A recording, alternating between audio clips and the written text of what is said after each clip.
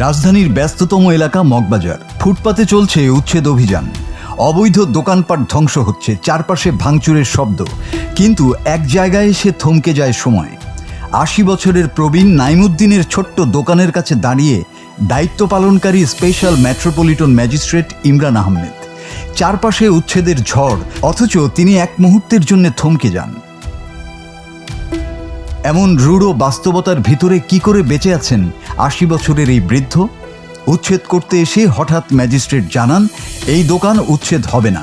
তার এই ছোট্ট মানবিক সিদ্ধান্ত মুহূর্তের মধ্যেই বিভিন্ন গণমাধ্যম এবং সোশ্যাল মিডিয়ায় ছড়িয়ে পড়ে। এই খবর পৌঁছায় রাষ্ট্রের সর্বোচ্চ পর্যায়ে। প্রধানমন্ত্রী তারেক রহমান ফোন করেন নাইমুদ্দিনকে।